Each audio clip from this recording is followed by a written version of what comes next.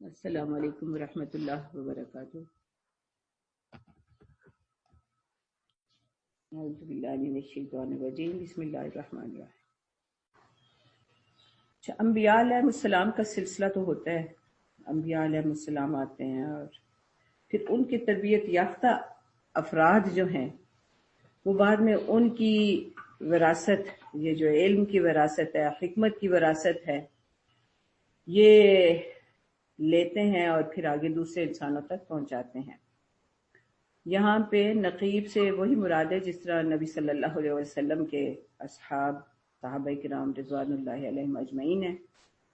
اب اللہ کے فضل سے اللہ تعالیٰ نے نبی صلی اللہ علیہ وسلم کو کثرت سے ایسے نقیب عطا فرمائے جنہوں نے اس امانت کو آگے پہنچایا اور پھر اگلوں نے آگے، اور الحمدللہ آج ہم تک یہ بالکل صحیح حالت میں موجود ہے۔ تو ہم میں سے بھی جس کو بھی جتنا حصہ اس کا ملتا ہے وہ اس کے پاس امانت ہے اور اس کی ایک ذمہ داری ہے کہ وہ اس کو دوسروں تک پہنچائے۔ تو نقیب کی جو ذمہ داری ہے وہ یہ کہ وہ لوگوں کو یاد دہانی کرواتے رہیں کہ اگر اللہ تعالیٰ کی معیت حاصل کرنا کے خواہش مند ہیں، اللہ تعالیٰ کا لطف و کرم حاصل کرنے کے خواہش مند ہیں، اللہ تعالیٰ کی مدد حاصل کرنے کے خواہش مند ہیں، تو یہ کچھ صفات ہیں جو اپنے اندر پیدا کریں، کیونکہ کسی بھی تمغے کے حصول کے لیے، کسی بھی انعام کے حصول کے لیے، کسی بھی بڑی ہستی کے قرب کے لیے آخر کچھ شرائط ہوتی ہیں، ان کے بغیر وہ حاصل نہیں ہو سکتا۔ اللہ تعالیٰ جو کائنات کے حاکم ہیں، حاکم مطلق ہیں، مزید برآں وہ ہمارے خالق ہیں، رازق ہیں، ان کے تو ہم پر بے پناہ احسانات ہیں، ہمارا وجود ہی ان کی مہربانی سے ہے۔ تو ان کا تو بہت ہی زیادہ حق ہے کہ جو ان کی طرف سے شرائط عائد ہوئی ہیں کہ یہ پوری کرو تو پھر میں تمہارے ساتھ رہوں گا، میری مدد تمہیں حاصل ہوگی۔ تو وہ شرائط ہم ایک دفعہ پھر دوہرا لیتے ہیں۔ اعوذ باللہ من الشیطان وَلَقَدْ أَخَذَ اللَّهُ مِيثَاقَ بَنِي إِسْرَائِيلَ وَبَعَثْنَا مِنْهُمُ اثْنَيْ عَشَرَ نَقِيبًا وَقَالَ اللَّهُ إِنِّي مَعَكُمْ لَئِنْ أَقَمْتُمُ الصَّلَاةَ وَآتَيْتُمُ الزَّكَاةَ وَآمَنْتُمْ بِرُسُلِي وَعَزَّرْتُمُوهُمْ وَأَقْرَضْتُمُ اللَّهَ قَرْضًا حَسَنًا لَأُكَفِّرَنَّ عَنْكُمْ سَيِّئَاتِكُمْ وَلَأُدْخِلَنَّكُمْ جَنَّاتٍ تَجْرِي مِنْ تَحْتِهَا الْأَنْهَارُ فَمَنْ كَفَرَ بعد ذَلِكَ مِنْكُمْ ضَلَّ سَوَاءَ السَّبِيلِ۔ اب یہ وہ شرائط دیکھ لیں ایک دفعہ پھر کہ پہلی شرط یہ ہے کہ صلاۃ کا نظام قائم کیا جائے، صرف نماز پڑھنے کا حکم نہیں، اقیم قائم کرنا ہے، یہ کوئی نظام ہے جس کو قائم کرنا ہے۔ وَآتَيْتُمُ الزَّكَاةَ اور زکوٰۃ ادا کرنا ہے۔ اب یہ وہ فرض زکوٰۃ ہے جو کہ ادا کی جانی ہے اور ہر امت پر یہ فریضہ رہا ہے۔ وَآمَنْتُمْ بِرُسُلِي اور میرے رسولوں پر ایمان لانا ہے۔ اور چوتھی چیز یہ کہ وَعَزَّرْتُمُوهُمْ میرے رسولوں کی مدد کرنی ہے، ان کی پشت پناہی کرنی ہے، ان کی قوت بڑھانی ہے۔ عزر میں یہ ایک مطالبہ ہے جو تمام امتوں سے کیا جاتا رہا، اور اگر رسولوں کا سلسلہ اب مکمل ہو گیا ہے خاتم النبیین صلی اللہ علیہ وسلم کے بعد، تو یہ سمجھا جاتا ہے کہ اب یہ جو بھی دین کا کام کرنے والے لوگ ہیں ہمیں ان کی پشت پناہی کرنی ہے، ان کی مدد کرنی ہے۔ تو ہم یہ دیکھتے ہیں کہ الحمدللہ امت مسلمہ نے اس عہد کو نبھایا، اور آج تک جتنے بھی دین کی اشاعت کے ادارے ہیں، تفقہ کے ادارے ہیں، وہ ہمیشہ لوگوں کے پشت پناہی سے ہی چلتے رہے ہیں۔ بالعموم حکومتوں نے اس معاملے میں بہت کم دلچسپی لی، بہت کم ایسے حکمران گزرے ہیں مسلم ہسٹری میں بھی کہ جنہوں نے ایسے ادارے قائم کیے یا ان کی مدد کی۔ تمام فقہائے کرام، محدثین، اللہ تعالیٰ ان سب پر مہربانیاں فرمائے، رحمتیں نازل کریں، ان لوگوں کے احسان ہیں ہم پر، لیکن ان میں سے کوئی بھی ایسے نہیں ہیں جو نمایاں نام ہیں، ان میں سے کوئی بھی ایسے نہیں ہیں جو کہ سرکاری وظیفوں پر پلے ہوں اور سرکاری وظیفوں کی بنیاد پر انہوں نے یہ بڑے بڑے کارنامے انجام دیے، بلکہ ہمیشہ امت جو پشت پناہی پر رہی، اور اللہ تعالیٰ نے ان سے وہ کام لیا کہ آج دین جو ہے وہ پوری صحیح صورت میں ہمارے سامنے موجود ہے۔ تو عزرتموہم، یہ ہر دور میں امت کے ہر فرد کی ذمہ داری ہے، آج بھی میری بھی ذمہ داری ہے، آپ کی بھی ذمہ داری ہے کہ جو بھی دین کا کام ہو رہا ہے اس کی جتنی بھی مدد کی جا سکے وہ کی جانی چاہیے۔ اور دین کے کام سے یہ مراد ہے کہ اس قرآن اور سنت یعنی انبیاء علیہ السلام کا جو ورثہ ہم تک منتقل ہوا ہے، اس کو آگے لوگوں تک پہنچانا ہے، اس پیغام کو لوگوں تک پہنچانا ہے، اور ان کے لیے وہ راہ عمل جو ہے وہ آسان کر کے ان کے سامنے رکھنا ہے، ان کی مدد کرنا ہے لوگوں کی کہ وہ اس دین کے مطابق کام کر سکیں، اپنی زندگی کے نظام جو ہیں وہ چلا سکیں۔ تو یہ عزرتموہم، یہ بہت بڑی ذمہ داری۔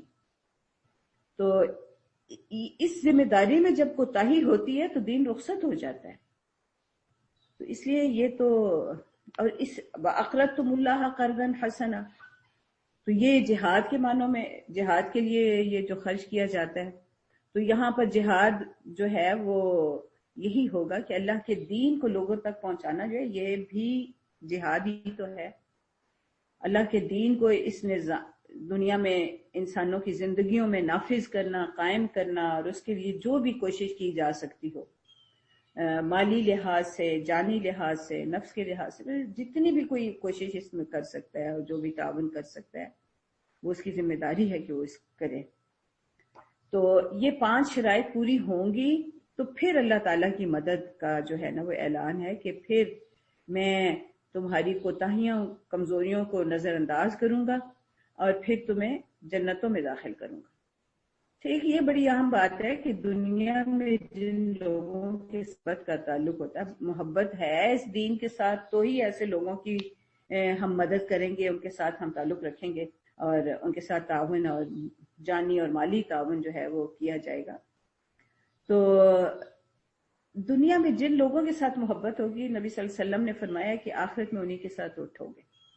تو اگر ان لوگوں کے ساتھ جن کو اللہ تعالیٰ صالحین ڈکلیئر کرتے ہیں، اعلان کرتے ہیں، اگر ان کے ساتھ کوئی اٹھنا چاہتا ہے تو آج دنیا میں بھی ان لوگوں کے ساتھ اپنا تعلق قائم رکھنا پڑے گا۔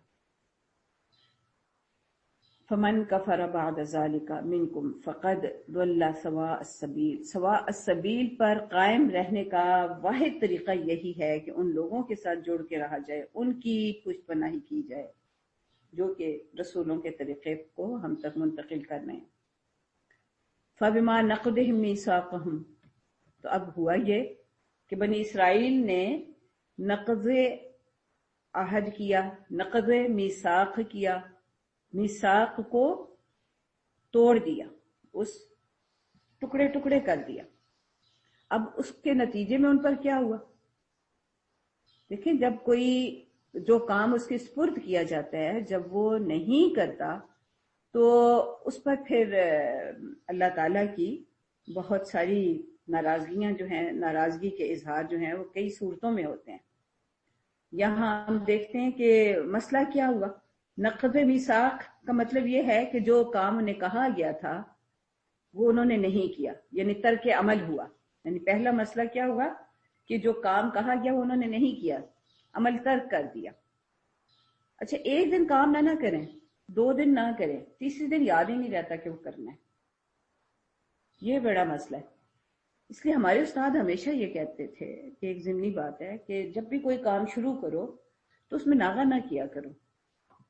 ہر روز چاہے اگر زیادہ کوئی اور مصروفیت پیش آ گئی ہے تو چاہے وہ کتاب اگر فرض کیا پڑھ رہے ہو تو اس کو کھولو، چاہے ایک لائن پڑھو، لیکن اس کا تسلسل جو ہے نا وہ جاری رکھنا۔ اگر تسلسل جاری نہ رہے تو وہ کام جو ہے وہ نسیان کا شکار ہو جاتا ہے، بھول جاتا ہے بندہ، پھر وہ ذہن میں نہیں آتا کہ یہ کام بھی کوئی کرنا تھا۔ تو تسلسل جو ہے یہ بڑا اہم ہے۔ تو ترک عمل جو ہے یہ نسیان عمل کی طرف لے جاتا ہے، اور جب بندہ کام بھول جاتا ہے تو رفتہ رفتہ معاشرے سے وہ ختم ہی ہو جاتا ہے اس کا رواج۔ تو یہ جو 5 ذمہ داریاں لگائی گئیں، تو ایک بندہ اگر نماز پہلے ایک چھوڑے گا یا وقت پہ نہیں پڑھے گا، یعنی آہستہ آہستہ ہی چلتا ہے نا۔ کچھ عرصہ پہلے تک بے نمازی اتنے نہیں تھے جتنے شاید اب ہیں، کچھ عرصہ پہلے تک فجر کی نماز کے بعد سونے کا اتنا رواج نہیں تھا جتنا اب ہے. تو یہ اس لیے کہ عمل ایک ترک کر دیا گیا، پھر بندہ بھول ہی گیا کہ یہ کوئی ضروری کام تھا جو کہ کیا جانا چاہیے تھا. تو یہی ان کے ساتھ ہوا. اب آپ دیکھیے کہ پھر انجام کیا ہوا. فَبِمَا نَقْضِهِمْ، انہوں نے جو یہ عمل نہ کیا، اس عمل کو ترک کیا، پھر وہ اس کو بھول ہی گئے کرنا، حتیٰ کہ ان کے معاشرے میں آج نام ہی نہیں ہے. اب وہ یہ کہتے ہی نہیں ہے کہ ہم نے تورات یا کتاب مقدس کی بنیاد پر اپنے معاملات جو ہیں ان کو چلانا ہے. تو اب کیا ہوا؟ لعناہم، ان پر اللہ کی لعنت ہوئی. ہم نے ان پر لعنت کر دی. لعناہم، ہم نے ان پر لعنت کر دی. لعنت یعنی ہر خیر سے وہ محروم ہو گئے. ہر خیر، اگر مال و دولت خیر ہوتا تو اللہ تعالیٰ اس سے بھی ان کو محروم کر دیتے، لیکن مال و دولت اللہ کی نگاہ میں کوئی اہمیت ہی نہیں رکھتے. وہ کہتے ہیں بلکہ اگر ہمیں کسی فتنے کا اندیشہ نہ ہوتا یا لوگوں کی آزمائش میں پڑنے کا اندیشہ نہ ہوتا تو ہم تو اپنے نافرمانوں کو دنیا میں سونے چاندی کے گھروں میں رکھتے. تو لعناہم کا یہ مطلب نہیں ہے کہ انہیں دنیا میں کچھ نہیں ملے گا، لیکن اس کی اصل جو ہے نا اس پر توجہ دینی چاہیے کہ یہ ہر خیر سے محرومی ہے، اللہ کی توجہ سے محرومی ہے، اللہ تعالیٰ کی مہربانیوں سے محرومی ہے. اور اللہ تعالیٰ کی سب سے بڑی مہربانی یہ ہے کہ دنیا میں راہ راست پر چلنا نصیب ہو جائے. وَجَعَلْنَا قُلُوبَهُمْ قَاسِيَةً، اچھا اس سے اگلی مصیبت ان پر یہ آتی ہے کہ ان کے دل سخت ہو جاتے ہیں. دل کی سختی یہ ہے کہ پھر انہیں صحیح اور غلط کی تمیز ہی نہیں رہتی. وہ نفس پرست ہو جاتے ہیں، وہ اپنے مفاد پرست ہو جاتے ہیں. ان کی نگاہ اپنی ذات سے آگے جاتی ہی نہیں ہے، اپنے مفادات سے آگے ان کی نگاہ جاتی ہی نہیں ہے. یہ سب سے بڑی قساوت قلبی ہے. وہ کسی دوسرے کا مفاد سوچتے ہی نہیں ہیں. اس کا نتیجہ آپ دیکھ لیں کہ یہ ایسی قومیں جو ہیں وہ جب دنیا میں نکلتی ہیں تو ظلم کے بس مثالیں قائم کر دیتی. ان کے لیے بستیوں کو تاراج کرنا، تباہ و برباد کرنا کوئی مسئلہ ہی نہیں ہوتا. پھر قساوت قلبی ایک بہت بڑی جو ہے نا مصیبت ہے اور بہت بڑی اللہ تعالیٰ کا عذاب ہے جو کسی فرد یا کسی قوم پر نازل ہو. تو یہ اللہ تعالیٰ کی اس لعنت کی وجہ سے ان کے دل جو ہیں وہ سخت ہو گئے اور اب وہ ایمان کو سمجھنے اور قبول کرنے کی اہلیت ہی ان کے اندر ختم ہو گئی. اس کے بعد انہوں نے کیا کیا؟ یحرفون الکلم عن مواضعہ. اس قساوت قلبی کی وجہ سے چونکہ صحیح اور غلط کی پہچان سے وہ محروم ہو گئے تو اب وہ چونکہ مفاد، اپنا مفاد ان کے لیے سب سے اہم ہے تو اس کے لیے یحرفون الکلم عن مواضعہ، یعنی اگر ابھی انہوں نے اللہ تعالیٰ کی کتاب سے کلیتاً اپنا رشتہ نہیں بھی توڑا تو اس کے احکام کو اس کے موقع محل سے بدل ڈالتے ہیں. وَنَسُوا حَظًّا مِّمَّا ذُكِّرُوا، بس انہیں جس چیز کی تعلیم دی گئی تھی جو سکھایا گیا تھا اس کا بڑا حصہ وہ بھول گئے. وَلَا تَزَالُ تَطَّلِعُ عَلَىٰ خَائِنَةٍ مِّنْهُمْ إِلَّا قَلِيلًا مِّنْهُمْ. اب ایسا نہیں ہوگا، یہ آئے روز آپ کو ان کی کسی نہ کسی خیانت کا علم ہوتا رہے گا، آپ اس سے مطلع ہوتے رہیں گے. کم ہی لوگ ہیں جو کہ اس خیانت سے بچیں. خیانت مال کی بھی خیانت ہے، تو اللہ کے دیے ہوئے علم اور اللہ کی اس امانت میں خیانت تو سب سے بڑی خیانت ہے. تو کم ہی لوگ جو ہیں پھر اس سے بچ پاتے ہیں. ایک دفعہ اس راستے پر کوئی چل پڑے، یعنی سوا السبیل سے محروم ہو کے کسی غلط راستے پر چل پڑے تو پھر بس وہ اس میں بڑھتا ہی چلا جاتا ہے، پھر اس کی خیانتوں میں اضافہ ہی ہوتا ہے. اور کم ہی لوگ ہیں جو کہ واپس پلٹ کر صحیح راستے پر سوا السبیل پر آ سکیں.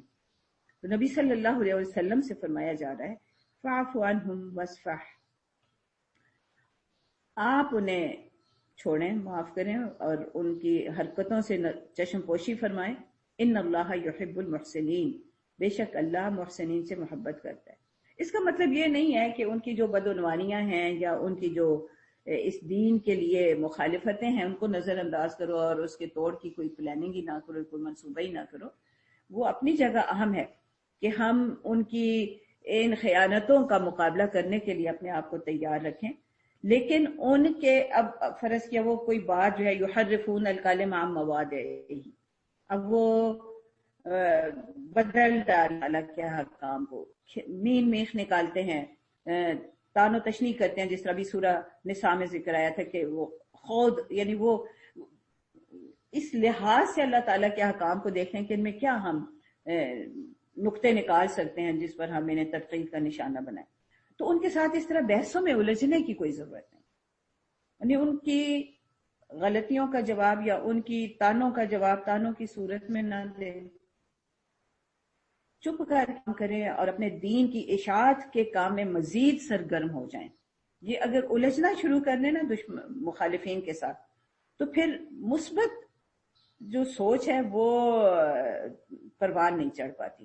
اس کا نتیجہ یہ ہوتا ہے کہ ہماری توانائیاں غلط جگہوں پر استعمال ہونا شروع ہو جاتی ہیں. احسان یہ ہے کہ اللہ کی خاطر اپنی نیتوں کو صحیح رکھتے ہوئے صحیح بات دوسروں تک پہنچانے کا مشن جو ہے، عزم جو ہے وہ جاری رکھا جائے. وَمِنَ الَّذِينَ قَالُوا إِنَّا نَصَارَىٰ أَخَذْنَا مِيثَاقَهُمْ فَنَسُوا حَظًّا مِّمَّا ذُكِّرُوا بِهِ. اسی طرح یعنی جس طرح یہ یہود کی بات ہے، بنی اسرائیل سے یہودی مراد ہوتے ہیں، تو اسی طرح ہم نے نصارہ سے بھی میثاق لیا، وہ بھی اس وعدے کا بڑا حصہ بھول گئے.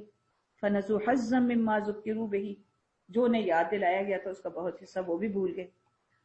فَأَغْرَيْنَا بَيْنَهُمُ الْعَدَاوَةَ وَالْبَغْضَاءَ إِلَى يَوْمِ الْقِيَامَةِ، بس ہم نے ان کے درمیان قیامت تک کے لیے دشمنی اور آپس کے بغض و عناد کا بیچ بو دیا.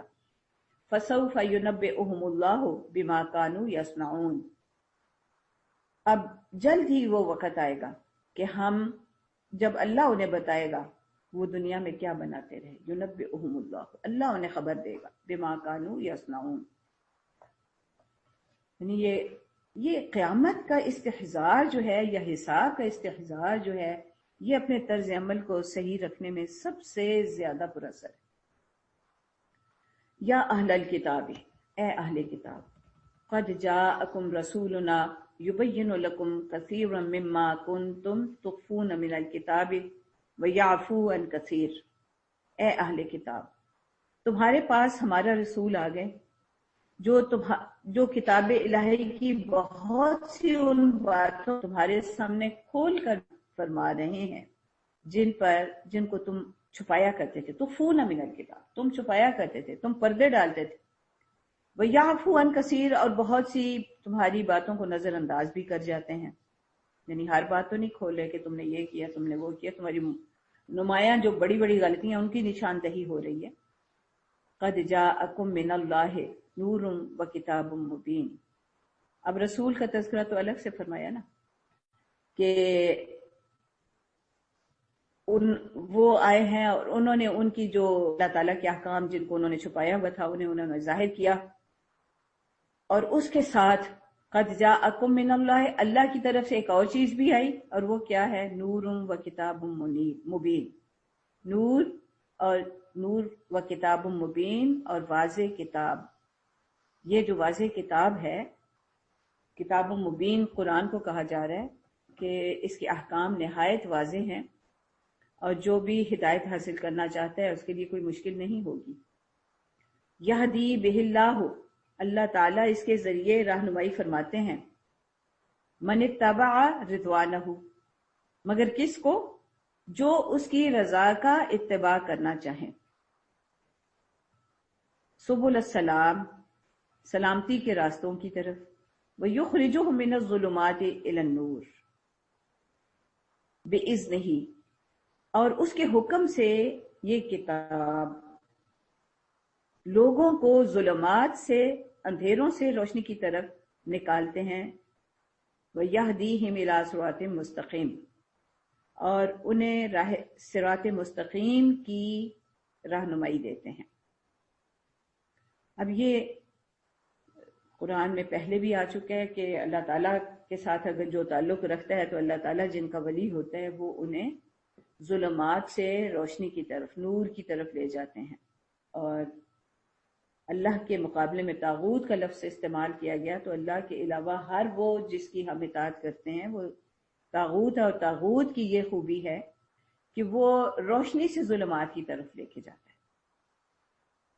اب ایک تھوڑا سا یہ دیکھ لیں کہ کون سی ظلمات ہیں جن سے نکال کر روشنی کی طرف لے کے جاتے ہیں. سب سے بڑا ظلم یہ ہے کہ بندے کو یہی نہ پتہ چلے کہ صحیح کیا ہے اور غلط کیا ہے.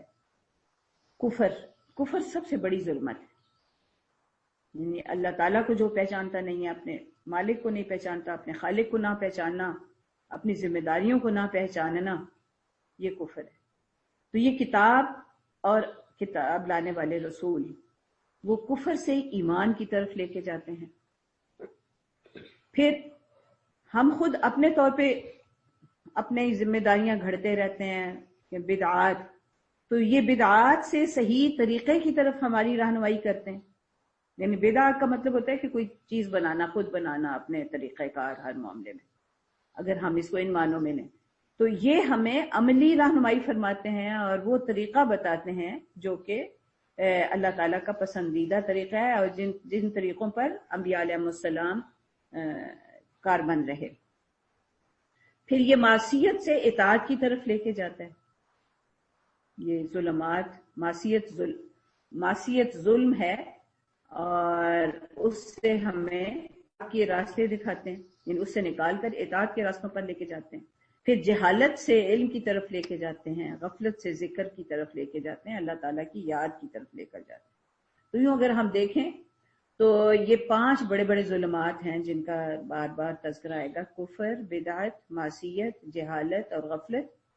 تو ان ظلمات سے نکال کر جو چیز اس کے آلٹرنیٹ کے طور پہ دی جاتی ہے، جو نور ہے، جو روشنی ہے، وہ ایمان ہے، سنت ہے، اطاعت ہے، علم ہے اور ذکر الہی ہے. اب یہ چیزیں ہمیں، یہ نور حاصل ہوگا تو ہی صراط مستقیم پر ہم چل پائیں گے اور اس کے بعد ہی کوئی دنیا اور آخرت کی کامیابیاں نصیب ہو سکتی ہیں. لقد کفر الذین، یقیناً کفر کیا ان لوگوں نے، قالوا ان اللہ هو المسیح ابن مریم، جنہوں نے یہ کہا کہ بے شک اللہ وہی مسیح ابن مریم ہے، یا مسیح ابن مریم ہی اللہ ہے. بے شک اللہ کون ہے؟ ان اللہ هو المسیح ابن مریم، مسیح ابن مریم ہی اللہ ہے. قل فمن یملک من اللہ شیئا ان اراد ان یہلک المسیح ابن مریم وامہ ومن فی الارض جمیعا. اب اللہ تعالیٰ کی ایک صفت یہ ہے کہ وہ الحی القیوم، وہ زندہ بھی ہیں اور زندہ رکھتے بھی ہیں اور قائم بھی ہیں اور قائم رکھتے بھی ہیں. یہاں پر اب ان کے اس دعوے پر کہ حضرت مسیح اللہ ہیں کوئی اور دلیل لانے کے بجائے اللہ تعالیٰ اپنی اسی صفت کا اظہار فرما رہے ہیں کہ کون، یعنی فمن یملک من اللہ، کس کی یہ ہمت ہے کہ وہ اللہ تعالیٰ سے ذرا برابر بھی، یعنی اگر ان اراد ان یہلک المسیح ابن مریم و امہ، کہ اگر اللہ تعالیٰ یہ ارادہ کر لے کہ مسیح مریم اور ان کی والدہ کو اور بلکہ زمین میں جتنے بھی لوگ ہیں سب کو ہلاک کر ڈالے، تو کون ہے جو کہ اللہ کو اس ارادے سے ذرا برابر بھی باز رکھ سکے؟ کس میں اتنی قوت ہے؟ یہاں پہ یملکو یعنی قوت کے معنوں میں فمن یملکو من اللہ شیئا، اللہ سے حاصل کرنے کی کوئی چیز یا اللہ کو اس کے ارادوں سے روکنے کی کس میں کوئی قوت ہے یا ہمت ہے؟ کون کر سکتا ہے؟ یعنی ایک مخلوق کو مالک جو ہے، وہ خالق جو ہے جب چاہے ختم کر دے، اور مخلوق کی یہ اتنی قوت ہی نہیں ہے اس کے پاس کہ وہ مالک کو اور خالق کو اس ارادے سے روک سکے. وَلِلَّهِ مُلْكُ السَّمَاوَاتِ وَالْأَرْضِ وَمَا بَيْنَهُمَا، آسمانوں اور زمین اور ان دونوں کے درمیان جو کچھ ہے سب کا مالک اللہ ہے. ملک، بادشاہی اس کی ہے، ملکیت اس کی ہے. یخلق ما یشاء، وہ جیسے چاہے جس کو چاہے پیدا کرے.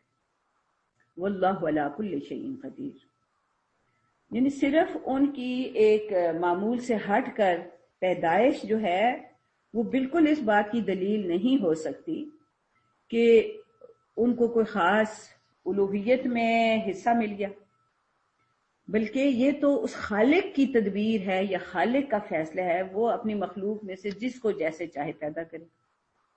وقالت اليہود والنصارى نحن ابناء اللہ واحباؤہ، یہود و نصارہ یہ کہتے ہیں کہ ہم اللہ کے بیٹے ہیں اور اس کے محبوب، احباؤہ ہم اس کے چہیتے ہیں۔ قل فلم یعذبکم بذنوبکم، آپ ان سے پوچھئے کہ پھر وہ کیوں تمہیں تمہارے گناہوں پر عذاب دیتا ہے۔ بل انتم بشر ممن خلق، بلکہ تم بھی ویسے ہی ایک انسان ہو جیسے اور اللہ تعالی نے پیدا کی۔ یغفر لمن یشاء ویعذب من یشاء، وہ جسے چاہے اس کی مغفرت کرے اور جس کو چاہے عذاب دے۔ وَلِلَّهِ مُلْكُ السَّمَاوَاتِ وَالْأَرْضِ وَمَا بَيْنَهُمَا وَإِلَيْهِ الْمَصِيرُ، بادشاہی، اختیار، اقتدار سارا اس اللہ رب العالمین کے لیے ہے جو آسمانوں اور زمین کا مالک ہے اور ان سب چیزوں کا جو ان میں ہے، اور اسی کی طرف لوٹ کر جانا ہے۔ یا اہل الکتاب قد جاءکم رسولنا یبین لکم علی فترۃ من الرسل ان تقولوا ما جاءنا من بشیر ولا نذیر فقد جاءکم بشیر ونذیر واللہ علی کل شیء قدیر۔ اے اہل کتاب، ہمارا یہ رسول ایسے وقت تمہارے پاس آیا ہے اور دین کی واضح تعلیم تمہیں دے رہا ہے جبکہ رسولوں کی آمد کا سلسلہ ایک مدت سے بند تھا، تاکہ تم یہ نہ کہہ سکو کہ ہمارے پاس کوئی بشارت دینے والا اور ڈرانے والا نہیں آیا۔ تو دیکھو کہ تمہارے پاس بشارت دینے والا اور ڈرانے والا آ گیا، اور اللہ ہر چیز پر قدرت رکھتے ہیں۔ یہاں جو پہلی آیت ہے کہ اپنے آپ کو یہ سمجھنا کہ بھی کسی وجہ سے میں اللہ تعالیٰ کی بڑی پسندیدہ ہوں، یہ سب سے بڑی غلط فہمی ہے جو انسانوں کو لاحق ہو جاتی ہے۔ اللہ تعالیٰ نے محبت کا صرف ایک ہی معیار رکھا ہے اور وہ بار بار بتاتے بھی ہیں، ان اللہ یحب المحسنین، ان اللہ، یا کن کن سے محبت رکھتے ہیں اور کن کن سے نہیں محبت رکھتے۔ لا یحب المسرفین، اور لا یحبہ بھی بتایا ہوا ہے، محبہ یہ بھی یحب بھی بتایا ہے۔ تو ان چیزوں پہ نظر رکھنی چاہیے، وہ کچھ صفات ہیں۔ کہیں اللہ تعالیٰ نے یہ نہیں کہا کہ جو بھی فلاں خاندان میں پیدا ہو گیا وہ میرا محبوب ہوگا، یا جو بھی فلاں علاقے میں پیدا ہو گیا وہ میرا محبوب ہوگا، یا جو بھی اپنے آپ کو فلاں کیٹیگری میں فلاں گروہ میں شامل کرے گا وہ میرا محبوب ہوگا۔ نہیں، ہر بندہ جو ہے وہ اپنے عمل کے عوض رہن ہے اللہ تعالیٰ کے پاس، وہ عمل کرے گا تو وہاں اللہ تعالیٰ کے پاس کامیاب ہو پائے گا۔ تو یہ ایک بڑی غلط فہمی ہے جو ہر دور میں لوگوں کو رہی ہے۔ بنی اسرائیل کو بھی یہی غلط فہمی رہی، نصارہ میں سے بھی بہت سوں کو یہی رہی، اور ہمارے بھی ہم دیکھتے ہیں کہ یہ ایک بڑا مسئلہ ہے کہ کچھ لوگ اپنے آپ کو سمجھتے ہیں کہ بس اب ہم تو بالکل بخشے بخشائے ہیں، جو مرضی کریں، اب ہماری کوئی گرفت نہیں، بلکہ دوسروں کو چاہیے کہ وہ ہماری پیروی کریں اور ہماری خدمت کریں۔ تو اس غلط فہمی سے ضرور اپنے آپ کو نکالنا چاہیے، اور ہر وقت اپنے آپ کو اللہ کے سامنے جواب دہ سمجھنا ضروری ہے۔ وآخر دعوانا الحمدللہ رب العالمین۔